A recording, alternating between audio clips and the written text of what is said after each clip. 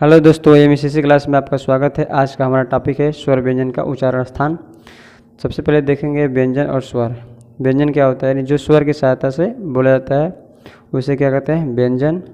और जिसको बोलने के लिए किसी की आवश्यकता नहीं होती, उससे जो स्वतंत्र अवस्था में होता है वो क्या कहलाता है, स्वर कहलाता है। तो आज का हमारा टॉपिक है स्वर व्यंजन का उच्चारण स्थान, क्योंकि परीक्षा की दृष्टि से बहुत महत्वपूर्ण टॉपिक है। जैसे क का उच्चारण किससे होता है, प का उच्चारण किससे होता है, व का उच्चारण किससे होता है, बड़ा ई का उच्चारण किससे होता है, एक एक करके हम अध्ययन करेंगे। तो चलिए देखते हैं। सबसे पहले क वर्ग। क वर्ग में देखिए क्या आते हैं, कंठ से होता है। सबसे पहले क्या होता है, क का उच्चारण कंठ से, जैसे क ख ग घ। ठीक है, यहाँ पे चार ही होते हैं। कितने होते हैं, चार। और लास्ट में क्या होता है, ह। तो यानी क वर्ग में क्या क्या आते हैं, क ख ग घ और ह भी आते हैं। तो इसका उच्चारण किससे होता है, कंठ से। अब दूसरा देखिए आपका तालु यानी तालव्य से च वर्ग। च वर्ग में क्या आएगा, चौ छ जो झ, चार चार इसमें भी आएगा। ठीक है, उसके बाद आता है य और स। ये भी क्या आते हैं आपका तालव्य में आते हैं। ठीक है, पहले हम क्या पढ़ रहे हैं, व्यंजन पढ़ रहे हैं। ठीक है, अगला आपका है मूर्धा। मूर्धा में आता है ट वर्ग, यानी कि ट ठ ड ढ। उसके बाद क्या है, ऋषि र आएगा, फिर र आएगा, फिर षटकोर आएगा। ये क्या आएगा, मूर्धन्य में। ठीक, इससे नहीं समझ में आएगा तो आगे हम ट्रिक के माध्यम से बताएंगे। पहले इस तरह देख लीजिए। ठीक है, दंत यानी दंत से त वर्ग आता है, जैसे त थ द ध। ठीक है, फिर उसके बाद क्या आता है, ल और श आता है।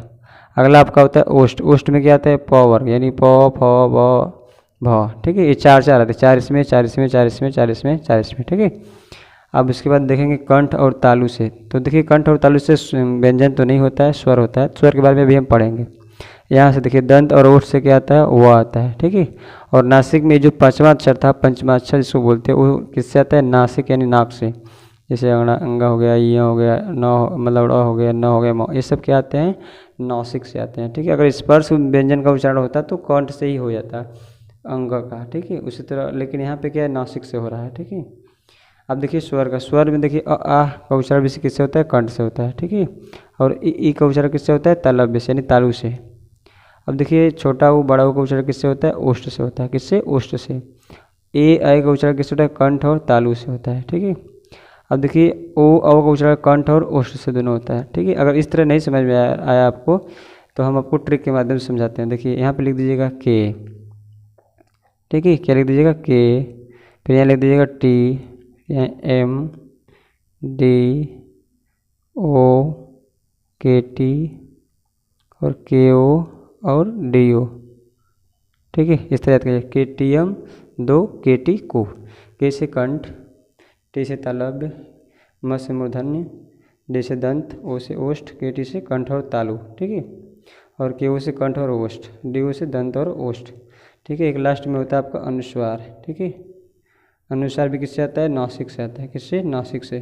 तो आपको शॉर्टकट ट्रिक भी बता दिए हम और उस तरह भी बता दिए। ठीक है, देखिए के टी एम दो के टी को ऐसे याद कर लेंगे तो समझ में आ जाएगा। कंठ से ये होता है और पूरा यहाँ तक स्वर व्यंजन। ठीक है, अब टी से क्या होता है, च वर्ग, य स ई। मूर्धा से क्या होता है, ट वर्ग, ऋषि र, इसमें और स्वर नहीं होता है।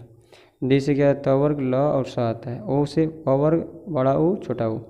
के टी यानी कंठ तालु से ए आए। कि वो कंठ ओष्ठ से क्या होता है, ओ औ।